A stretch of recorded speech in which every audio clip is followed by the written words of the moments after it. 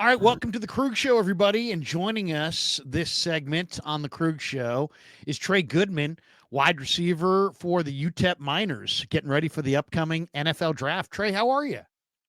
Doing great. I'm blessed. How are you, Larry? I'm doing great, man. I'm doing great, and I appreciate you coming on. And I'm a big fan of your game, and man, I'm excited for this upcoming draft. And I do the Niners pre and post game show, and report on the Niners. And I know you met with them. How did your meeting go with them? It was pretty good. I talked to um, Coach. He has a very foreign last name. I believe it's Sweden. I just call him Coach Z.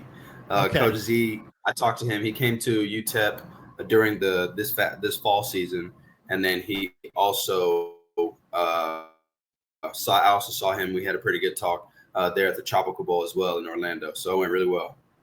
Nice, nice. Well, tell us a little bit about yourself, Trey. I know you're from Atlanta. My daughter's out in Atlanta, going to Emory right now, doing her nurse practitioner school. So I'm excited for her. But tell us a little Oh, bit about nice. yourself and growing up. What part of the country are you Yeah, so from? I grew up in Atlanta, Georgia, born and raised. Um, Atlanta is. Say again. I was just going to just say, tell us where you're from and tell us a little bit about your story.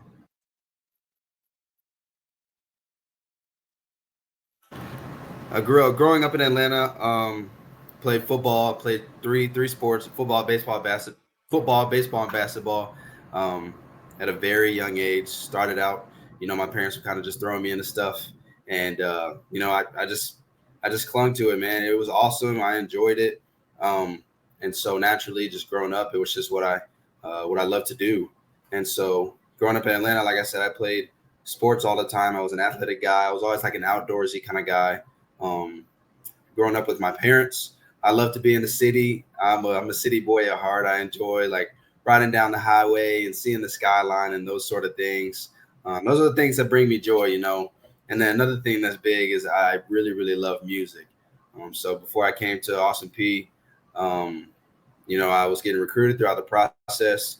Ended up coming to Tennessee. At Austin P is where I also met my at the time girlfriend, now wife, and we had our baby Genesis. And so that's my family. And there you go. It's a little bit about me. So Man, that's great to hear. I have four kids, a daughter and three boys. I'm kind of wondering, how did having a daughter change your life? oh man, it changed my life so much for the better. I became such a better leader, such a better person, such a better man in general. And it really just kind of opened my eyes to how selfish I was as a person. When I thought that I was someone who was, very selfless, but Right. seeing her and catering to her, and especially my wife too, and catering to them every day, and just trying to be the man of God and lead them as much as I can. I mean, it is a challenge, but it is worth it. It propels me forward and allows me to be a better person. So Now, I've heard you reference your faith a few times in interviews that you've done. Obviously, you're a man of faith. Talk to us a little bit about that and how that has helped you progress through life, not only as a player but as a person. right. So I mean, the big part about it is that just me being on this interview with you, Larry, just being able to have this conversation right now about potentially getting drafted or potentially going to play for a professional team is a blessing in and within itself. Really, just is just the grace of God that we're in a position here on earth that we are separated from Him because of sin, and He offers us the free gift of salvation if we would just call Him our Lord. We would accept Him as Lord and Savior of our lives, and we would live that out and seek a relationship with Jesus. And since I've been doing that, man, like my life has just continued to do this and just continued to go up. He's just continued to bless me, provide me with opportunities, like being able to transfer at an FBS. Oh, did I cut out there for a second? Or are we good? No, it's all right. We can edit it. We're taping it. Just keep rolling. You're Okay. fine. So just being able to transfer. Okay, praying and being able to transfer up to the FBS level has always been a dream of mine. Like I've always wanted to play FBS football and play against the big names, play against the big schools, and be able to um, really just have the season that I've had, have the career that I've had, And a big part about it is that like I haven't had any major injuries throughout my career, which is very rare in this day and age, and it really is just a blessing, like just how faithful he's been to me, and how he's continued to provide for me, even though sometimes I come up short of who I'm supposed to be. But just his grace for me and his righteousness, and every day I wake up, I pray to him. He just allows me to be the man that I am. And so just me being up here, like I said, being even on this interview with you, it really is just a testament. Like I'm a living and walking testimony, and so it's just a blessing. It really is. It's awesome to hear that you're, a man of faith, and I'm sure that will do well for you in the future. And your story's a great story. And I don't know how many people watching know your story, but you went from a partial scholarship FCS deal to becoming a major player on a Division I team and a standout player and a guy who potentially could get drafted. Do you feel like you've come a great distance from high school and your early FCS days to, you're on the verge of realizing your professional dream? Yeah, it's a blessing. It really is surreal.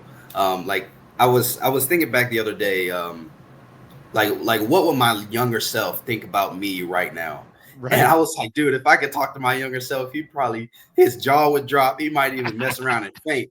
And it's just crazy to think that I'm in this situation. Like it's so surreal. And sometimes we get caught up in that moment of like, man, I hope this team sees my talent. I hope this team talks to me.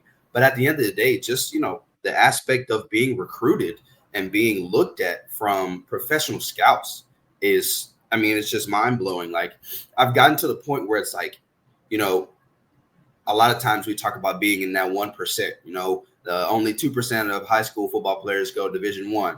And then you go to that next milestone. It's like only, I think it's less than 1%, go to the NFL. And then that career only lasts, the average is, I think it's 3 or 4 years. And so Right. just, continuing to meet those checkpoints and those expectations and then surpass them. It really is awesome and amazing and really crazy to look back at, because, a quote that when someone told me that I really loved and I always lived by is, I'm not where I want to be, but I'm extremely grateful that I'm not where I used to be. And Yeah. just to see That's the good. growth for me as a person and as a player, like obviously I want to get to the NFL. I would love to have a Hall of Fame career and make a name for myself and have my family set up for the rest of their lives and for generations. But not too long ago, I was just a high school quarterback asking for a chance, and I got that chance in a different scenario. So just being able to kind of like the previous question, just being able to come here and talk to you about going to the pros and my story and stuff like that, man, it's awesome. It really is. It really is surreal. It's crazy. Well, I mean, it's for me, it's awesome to hear you have this perspective. There's a lot of young people. I mean, I have 4 kids of my own, 23, 22, 19, 15.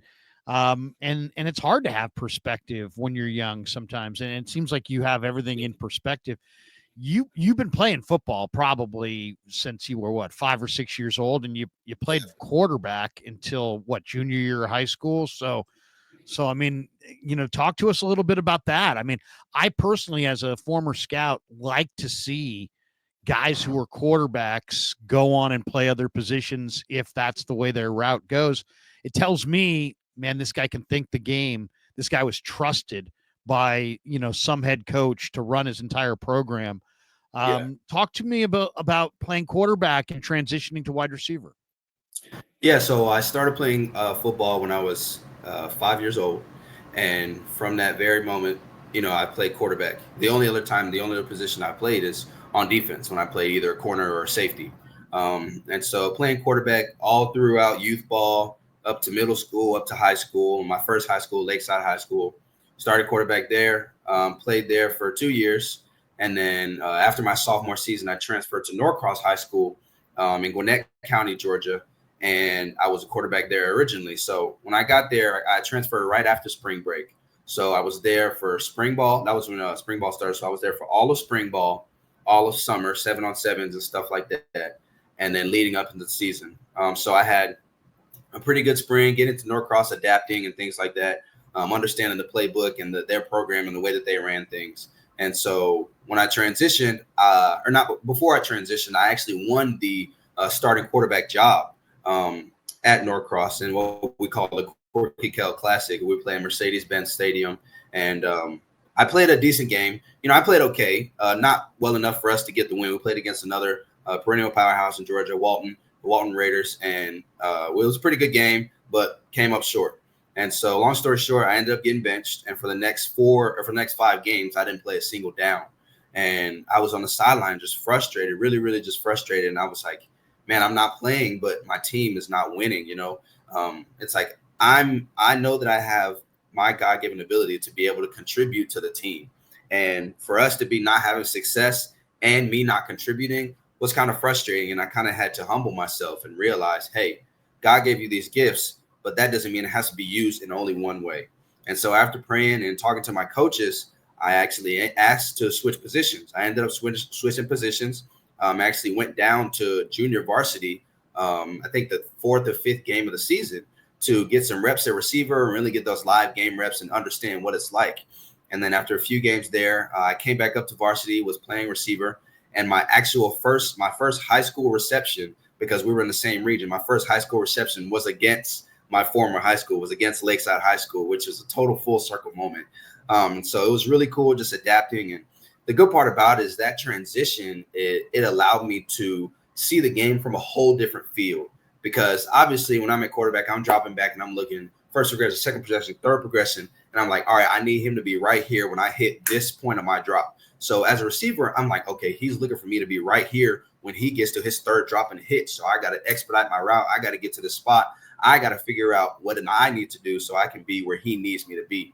And it really allowed me to play the game so much faster because being a quarterback, everything moves much faster. When I'm out there a receiver, it's like I'm seeing this nickel drop to his curl flat. I'm like, yeah, I know he's going there. And this might push to me or he might stay there. And so it's just like it allows the game to move so much slower because I don't think the game gets any faster than playing quarterback mentally. I don't think it gets any faster than that. And so being a receiver, like the game really slowed down and allowed me to focus on my craft as far as my feet. So I already had the game mentally. It was more so of my body and the ins and outs of playing receiver and dipping under this secondary release or coming out of my break at the top of my route. So really that transition has allowed me it has molded me into the player that I am today. And it has continued to allow me to grow and build off of what I have already built.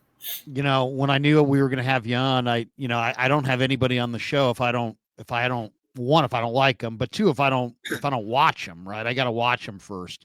Yeah. And, I'll just give you what my scouting notes on what I saw when I watched you. Okay. To me, this is what I got for you. Versatile player. To me, the overarching, trait that you have that I think separates you is you can make people miss in open spaces. I think you're a really strong route runner, really fluid, very, very smooth. I mean, very smooth. And it kind of surprised me that you've only been a receiver for a short amount of time because you are a fluid, smooth route runner. I see quickness in and out of the breaks. And I see a guy who can run a number of different routes. Really, I see a guy who doesn't have, I wouldn't say you're a 4-2 burner. I would say you're a guy who has refinement as a receiver and your timing. You seem like you always get your head turned. You always get your hands around. That's what kind of stood out to me. I mean, I don't know. What do you think? I mean, that's what I'm seeing. Yeah. I always try and see my game and know what I do well, but not be content with it, Sure. And when people ask me like, hey, what do you do best? The first thing I always say is what I do best is learn and apply. Like I pride myself in being very coachable, and they say, okay, what about on the field, like physically? And I say, well, if I had to pick one or two things, I would probably say making people miss an open space and then running smooth routes. Getting in and out of my routes is definitely something that I pride myself on. And so for me to hear you say that, it's like, all right, it's not me being self-centered. Like this is a professional, someone who has walked the walk and talked the talk, who is telling me the things that, kind of that I want to hear or that I think about myself. So it really is reassuring. And I do agree with you that's really has been one of my points of emphasis, especially this past year, is really getting in and out of my breaks and being ready to catch the ball right when I turn my head to the quarterback. So my hands and my eyes really having them on the same accord. So when I'm snapping down and out of my breaks, I'm boom together at the same time. So just being on time with the quarterback. You know, there was an Atlanta guy that's well before your time. I don't know if you've ever heard of him, but he was a quarterback. He played for the Falcons. His name was David Archer, and I worked with him in the Canadian Football League in the mid '90s. And you know, I was a scout and a linebacker coach, and when we'd have off days, the defensive coordinator would say, "Hey, Krug, go play golf with some of the players. Get to know them. You know, go play golf with the quarterback. Go play golf with the kicker." You know, our practice facility was on a golf resort, so it was we could play anytime we wanted. So on off days, I would pal around sometimes with the quarterbacks, and I would ask them questions about what they liked in receivers. And I'll never forget the line that so many quarterbacks would say would be, "Man, I love blankety blank as a receiver. He'll go get it for you. He'll go get it for you." And it really is that the quarterback receiver thing is a trust thing, and you need to rep it on the practice field. You need to rep it mentally and physically. And you need to get those reps with the quarterback, but that quarterback only can trust you, and he's only going to throw you the ball if he thinks you're going to be where you're supposed to be when you're supposed to be there. And then the other thing is you play that quarterback spot, you know, because you played it. There's a lot of 50-50 balls, and sometimes you got to let the ball go, and you've got to have that trust that I'm going to throw it to Trey Goodman. Trey's going to go get it for me so I don't get a pick because I'm going to throw a 50-50 ball, and I need him to catch it or fight to make sure that the DB doesn't catch it. And that kind of, you know, that's an important thing for quarterbacks. And I would imagine as being a quarterback, that probably makes you a better receiver. Yeah, no doubt. Yeah. Scotty Walden. Let's talk about Scotty Walden. I'm sure he was a big guy in your life. He recruited you to Austin Peay, and then he went and jumped to UTEP, and you followed him to UTEP. Talk to us about Scotty and your relationship and what he's meant to you.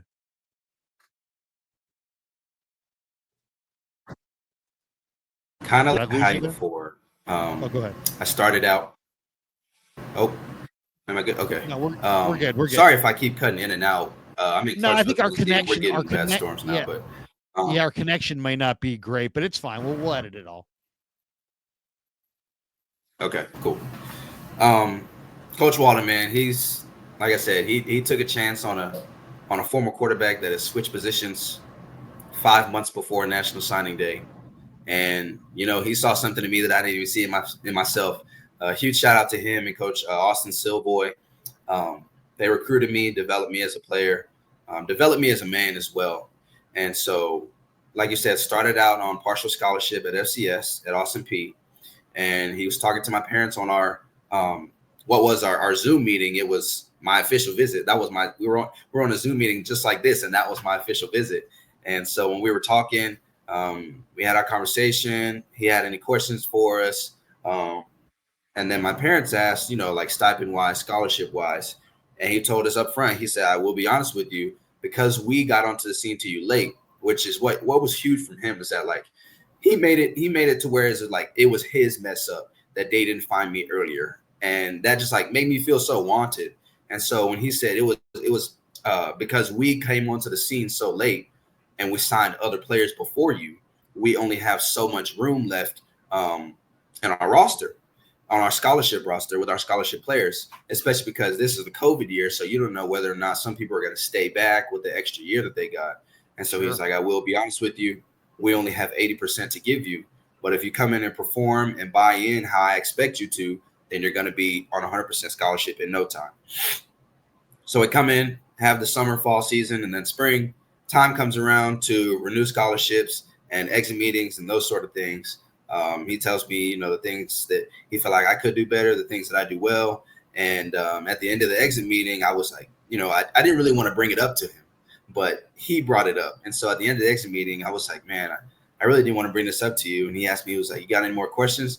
And I was like, well, I actually do have one. And he cut me off. He was like, wait, before you said that, you're on full scholarship. And he told me, and I was just, That's it awesome. was just an awesome moment, man. And he's just a man of integrity. He's just someone who he coaches hard but loves harder. And he's someone who does what he says he's going to do. And so when he, there were, a few birds chirping here and there about it transferring after I had my junior year, my all conference year. And that, my dad was talking to me and people were asking me and they're like, how do you feel about it? Obviously, like I told you before, I've always wanted to be an FBS football player. But at one point, I wanted to be a Division I football player first. So being able to be in that point, and I kind of just told him, it's like, as long as Coach Walden is here, I'm going to be where he's at. So he stayed at Austin P junior year, and then I had the year ahead, and I was like, if Coach Walden's going to be here, I'm going to be here. He took a chance on me. He went out and took a leap of faith on me and had my back. So I'm going to have his back. And so when he up and got the job in El Paso, I was like, man, where in the world is El Paso? And I had to figure it out. I did a little bit of research on UTEP and figured out the city. But it was really a no-brainer, honestly. When I got into the portal, took my official visit, it was everything I had hoped for and more. Beautiful city, beautiful place. And then obviously, like, I got my head coach that's known me for the past 3 years, who knows me better than I know myself on that football field and in the meeting room. And so just being able to be in a place that I trust and playing for someone who I have a very close relationship with, man, it was a no-brainer. Trey, if I may ask you, so that was the moment he told you, but the moment I was interested in is when the moment you told mom and dad. What I mean, because let's be honest, man, right? We don't get anywhere without our families, without our parents, right?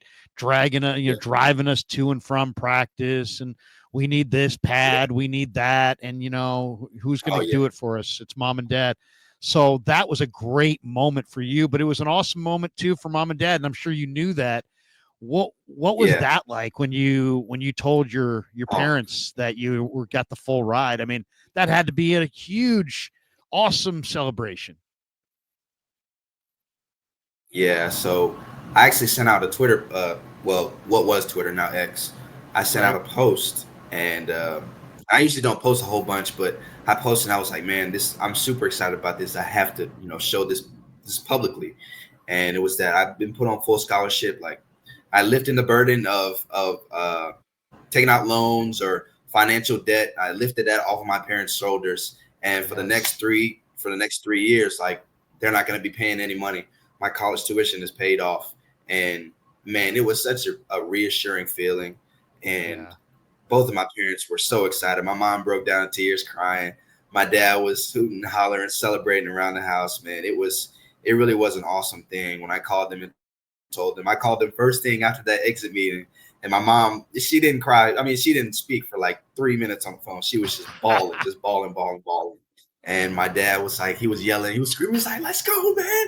Let's go. Yes. He was like, it's awesome, man. Awesome. And then obviously they reached out to Coach Walden and said thank you to him also. But man, it was really just a reassuring feeling to see them sacrifice the way that they had sacrificed for me to live my dream and just go have fun and play my sport. And just a little bit of me being able to lift that weight of financial debt from college off their shoulders. It really was it was an enlightening feeling, and it really brought a lot of joy to my heart. It's just proof of the grace of God again, man. I just can't talk about it enough. Great moment, man. Great moment. What we do for our children, and what you'll do for your little girl someday. These are the things I'm sure you're dreaming that dream. They're dreaming it for you. I got to ask you about a couple other things. You had a monster game this year against Kennesaw State, 12 catches for $150. You guys beat them in double overtime, 43-35, 2 overtimes. Talk a little bit about that game. Best game of the year for you. I mean, I know you had some big games last year, but this was the biggest statistical game of the year. Talk about that game. Yeah, that was awesome. It was homecoming, senior night, last home game, last official game in the Sun Bowl, and man, it was awesome. We came out, we were wearing the throwback uniforms. Those are my favorite uniforms to wear too. That orange and that baby blue, man. Oh, look good, feel good, play good. That's what they say. Yep. And shoot, I felt like I looked good. I felt great, and I went out and showed it. Man, it seemed like the passing game altogether. Like shout out to guys like Kenny Odom, Amari White. Man, it seemed like we were just clicking on all cylinders that day. But Skylar and I, man, we just had a different connection that day. It was like anytime he turned to look at me, or anytime I turned to look for the throw, like the ball was already like 3 or 5 feet away from me, and I was coming out of my breaks, balls already in the air. It was just like bread and butter each and every pass, man. And the good thing about that game is that I kind of like what you said earlier with the versatility is I was thrown into the fire a little bit that game with the punt returning, and I hadn't punt returned since my freshman year at college, and so I was a little hesitant, a little skeptical. But when I went out there, man, I mean, I just caught that ball, and it just the game just slowed down, and it kind of made me feel like there was an old ESPN.com game called Return Man. I used to love playing it. And that's exactly what it felt like. And so when I was back there making people miss, I think I had, one of them got called back, but I think I had 4 returns for somewhere around 125 yards, along with the 150 yards receiving that I had that game. So we're talking about close to 300 all-purpose yards. And man, that was awesome. Double overtime victory. Like, we had guys that were, Kenny Odom scored 3 touchdowns that game, and we were going back and forth, man. But we just never gave up, and we trusted in each other and trusted in our process. And we were able to reap the benefits, and especially from earlier in the year, going into an overtime game and not coming out on top. It was like this one's redemption, and we got that redemption, and we proved to ourselves that we could do what we said we could do. And it really was an awesome feeling. That's definitely, I'd probably say that's top 3 for sure, maybe top 2 games of my favorite games of all time. Oh, I bet. You had the UTEP Pro Day recently inside the Sun Bowl. How did the Pro Day go? How did you run? Pretty good. I thought it went pretty well.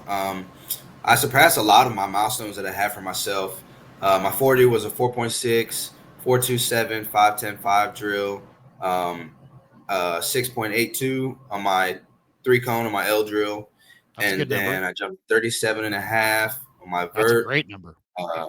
10.4 on my broad, 11 on bench, and then that's everything, right? Yeah. And then what was the 10-yard split on your 40? My 10-yard, I think it was 159. I think it was 157, 159, something like that. That's cooking. I believe it was. I have to go back and look. So it went well, huh? And you liked what you put up. And what were there scouts there? Did you get a chance to talk to anybody? Did you get a feel for how they see you? Are you a day 3 guy? Are you an undrafted guy? How do you think draft weekend's going to go for you? Man, I think that I'll be able to get a little bit more insight here in the next coming weeks, obviously with the draft coming up on the 24th. But we had the Packers were there. There were 2 Arizona Cardinals scouts. And then there was a Detroit Lions scout. Talked to all of them. They said they liked what they saw. They said that I moved very well. They liked the way I was wired. When we got into the position-specific work and I was out there running routes, I was going both inside and outside, just flopping back and forth, just as they can see me wherever they want to see me. And the coach, the Cardinal scout, he told me that he liked the way I was wired, and he liked the way that I moved and ran routes and took coaching. And yes, to your point, I was satisfied with my numbers. But I did want my 40 to be a little bit lower, just to show people that, obviously the film doesn't lie, but straight line speed does correlate to the game to an extent. But luckily, I actually got an invite, and I'll be attending the Atlanta Falcons local pro day. I'll be attending that next Friday, which I have the opportunity to retest all of my times if I want to. But I'm definitely going to do my 40 and try to get that down. And as I'm working out and see how I feel about the other ones. Just don't forget this, Cooper Kupp might be one of the best receivers in pro football. He ran 4.62 coming out of college, 4.62. So this is true. The 40 matters, but how you run your routes and how you separate from DBs matters more. And and that number is just a number. Then the game starts and nobody remembers that number. And it's all about the way you play, the day you play, as they say. Couple last ones before we let you go. Game day rituals. It's funny.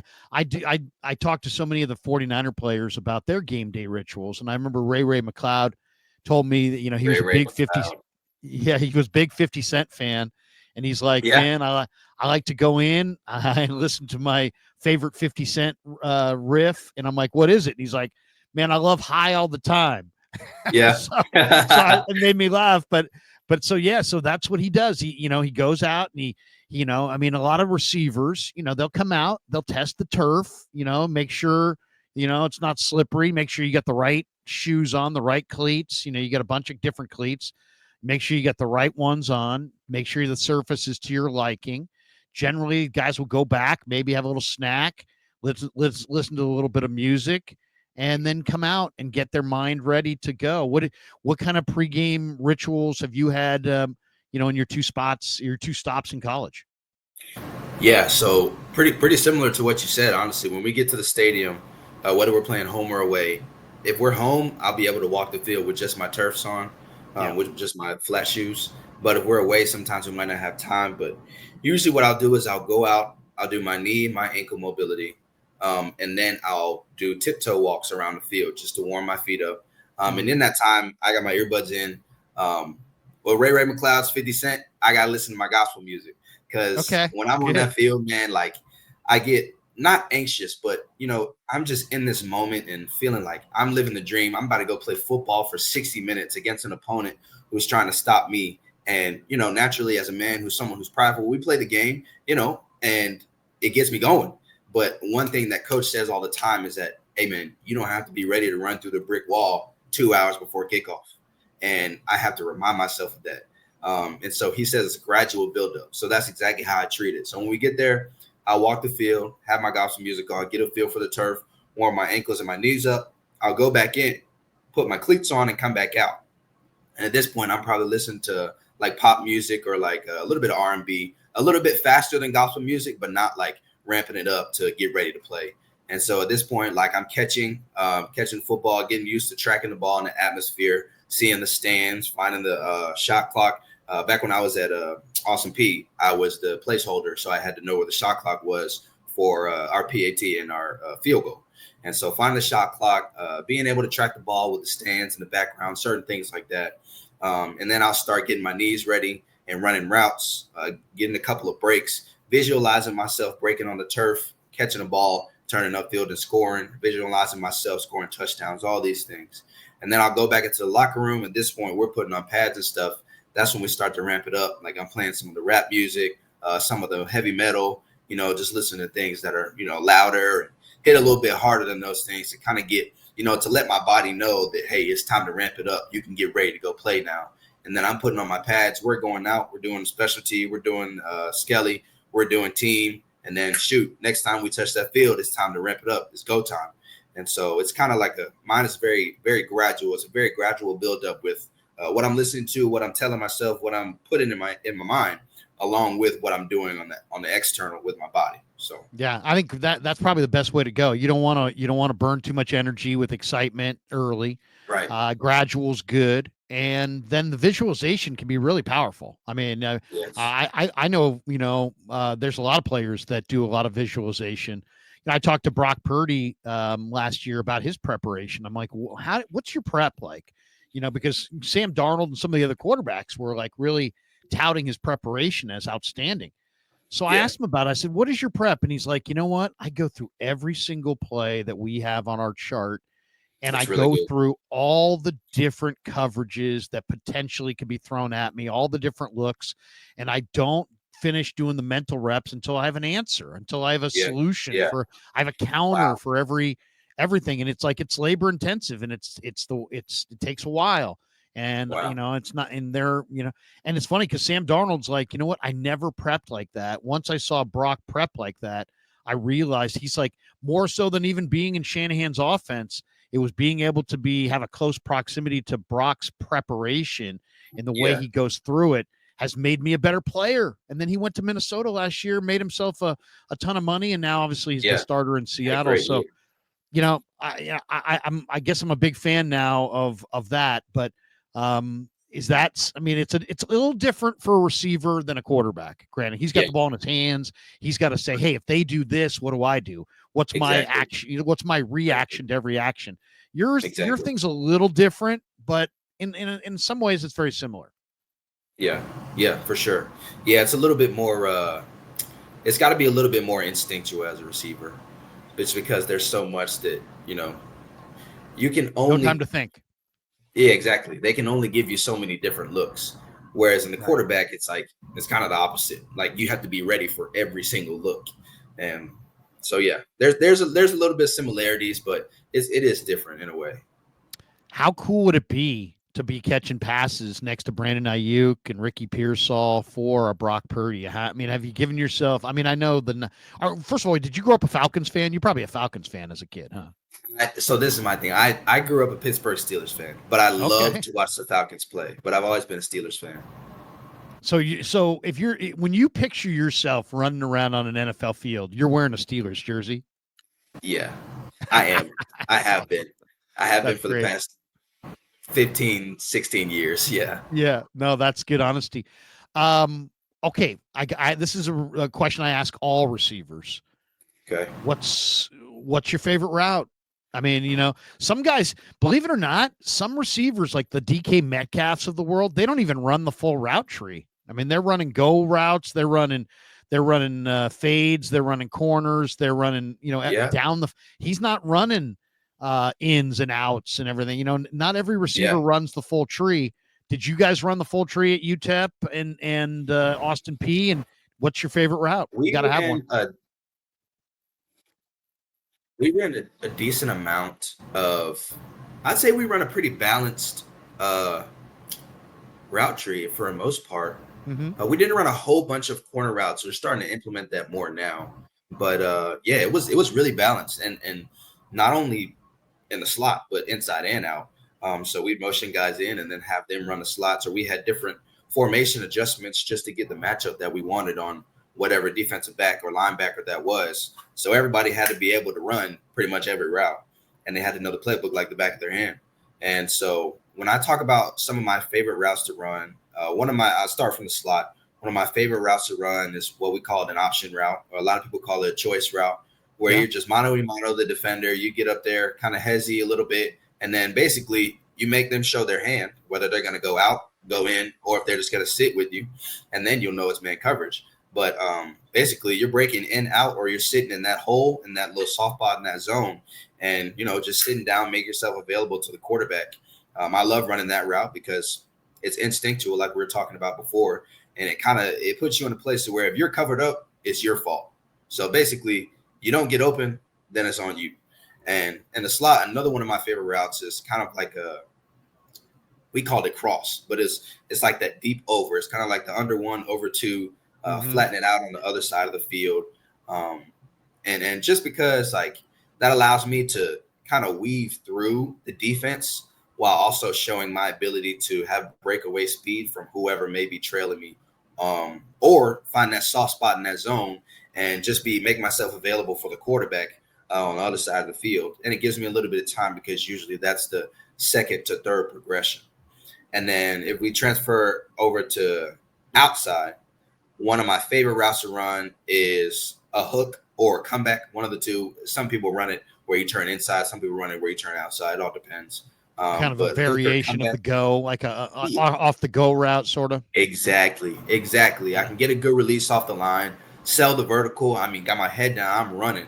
And then I just shut it down, and the DB won't know the difference between me going downfield to score 6 points or me shutting it down and catching the ball for this first down. And then obviously I love to run posts, man. There's just so many different ways to run it, especially against man coverage. If you got the time, if you got an NFL offensive line, then you can really kind of get freaky with the posts and run them how you want to and make the DB look stupid, man. So I really do.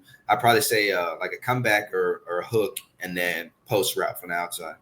Yeah, most receivers just go route, man. I want the go route, but Yeah, no, I think the comebacks, the curls, the stuff off the go route, I think is yeah, those could be valuable for you. Um, Two last ones. One okay, of my favorite guys in last year's draft was Tyrese Knight, and man, when Tyrese Knight got put into that Seattle linebacking core, changed their yeah, whole season, man. Changed their whole yeah, season. That guy is a little shorter than ideal, but man, what a monster tackler. What a terrific player yeah. he was for UTEP, huh? Yeah, he was. I met him. So he was recruited by the former staff, Coach Dimmel, and man, he came in his final year was when we got there. I met him when he was getting ready for pro day, and I was like, man, I would have loved to play on the same team as this guy. And so just seeing him move at his pro day and stuff, man, it was awesome. Man. Seeing him this season, he had that success. Yeah, it's been really, really good. But I think the big part about it is that after the combine and after his pro day, he was. I think in his scouting report, they labeled him as a special teams player, as a primary special teams player, that he could be really dominant on special teams, which is a great thing. Yeah. But to see him take that and build off of it, earn a spot, end up being a starting linebacker, and you know, like you said, help the Seahawks have a lot of success on defense this year. It really is impactful. You know, it's good to see someone from a similar walk as me, coming from the same school, to go and have success in their first year, very early on. So Yeah. Tackling machine, man. Tackling machine. yeah. All right. Is there a receiver either in the college game or the pro game that you like watching, or that you think is similar to you, or that that you just enjoy? Is there a receiver out there, college or pro, that you watch? Um, growing up, I love to watch, and this is to your point of a Falcons fan. I used to love watching Roddy White and Mohamed Sanu. Mohamed Sanu also was a former quarterback too, and Rutgers. just the way that they played the game, it was it was fun. It was electric, and they both played with Julio, so they were wide receiver too. Sure. And to see the production that they still had with Julio Jones, it really was a special thing. And so I'd probably say those two receivers. I love watching them play, but if I'd say someone who I'd say my game is similar to, um, maybe kind of like a Stephon Diggs, a route runner, someone who can find a lot of open space, who's good on press. Maybe like a Stephon Diggs or Cooper Cup, kind of like you were saying earlier, run really clean routes, knows how to create that separation. Um, yeah, I'd probably say those two. Trey, I've really enjoyed this conversation. I even mentioned you were the team captain. What did that mean to you, to be the team captain? Was that voted on by the players, coaches, or were you just named team captain? How did that come about? Yeah, it's voted on by the coaches. We had this thing called a Unity Council, which a lot of other people call Leadership Council. It's the same concept. Hmm. The Unity Council is voted on by the players, which I was also on for all 4 years of my collegiate career. And then for as far as a team captain, I was team captain 2 out of the 4 years. The way that Coach Walden did his program is he had 5 season-long captains, and then he had captains for each game. And so my freshman year, I was a captain for the Tennessee State game, and then my sophomore year, I was a season long captain. My junior year, uh, I was a captain for I think 2 or 3 different games. I can't remember. And then my senior year came to UTEP. I was a captain again, man. So it just shows the trust and the faith, and also the accountability level that the coaches have in me, because I've proved that I can do this. But also, once you have that C on your chest, there's a different level of requirement for you. Like, you're not just another player. No disrespect to the rest of the team, but if you're a captain, you're held to a higher standard and you're called to more of a leadership role. And so, just that the coaches trust me with that leadership role, man, it it means a lot. It means a lot from someone who prides himself in being coachable and having a relationship with the coaches and being trusted, because that's how it starts. I mean, coach ain't gonna call a play for you if he don't trust you. So, No, no just question. just being a captain, it really was an honor. It's something that I do take pride in. Where are you going to be for draft day? You gonna hang out at home? You got a big party coming up? I mean, this is a big moment. I mean, it starts on a Thursday, but then there's day two on Friday. You're probably going on day three on Saturday. Saturday is going to be a big day. You're gonna well, what's the plan? You gonna have a big party? You gonna rent out a restaurant? You gonna? I mean, every guy does it a little different. Some guys just want to hang with their fellows, their close family, whatever it is. Yeah. What's the plan? What I'm probably going to do, and this is kind of loose and tentative, but we've been thinking about it a little bit, me and my wife. What I'm probably going to do throughout the draft process is we're just going to be here, and she's finishing nursing school here at Austin P. So we're in Clarksville, Tennessee. Probably just going to watch it in our living room on the TV. We're going to watch day 1, day 2, day 3, and then whatever happens after that, we'll wait and see, because obviously there's a chance that I do get drafted, but also there's a chance that I get an undrafted free agent signed contract, but there's also a chance that I get invited to a rookie mini camp and get a tryout there. And so what we're going to do pretty much is going to watch that here, and whatever happens, we're going to celebrate it at the end of the day, because being in this situation is a blessing. But whenever we finish, that's when we're going to have the celebration. So if it is undrafted free agent, once I sign that contract, after the fact, we're going to celebrate. Probably going to invite my parents, my family, maybe go to Atlanta. I don't know. It's like I said, it's still kind of tentative. There's a lot of moving pieces that go along with it. But our celebrating, our big, I guess we'll call it a shindig. We're going to do it after the fact. Well, hey, man, congratulations on an amazing career. It takes first of all, nobody does it by themselves. You got a wife, you got a kid, you got family, you got coaches, you got people that really cared about you and invested in you. Congratulations, though, on making it to this point, having this opportunity. Just remember this too. It's like, it's not, it doesn't matter where you get drafted. All that matters is that you get in somebody's camp this summer with a jersey on your back and an opportunity to make a team. That's it. And just give me a shot.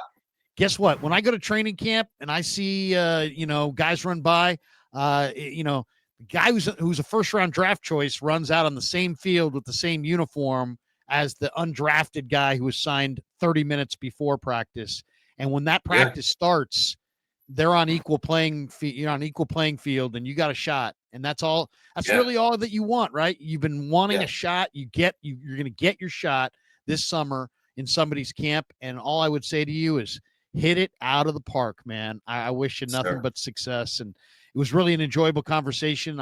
I've become a Trey Goodman fan. I know so many people on YouTube, when I put some of these videos out, they'll be like, Krug, I didn't know anything about this guy, and now I'm super invested.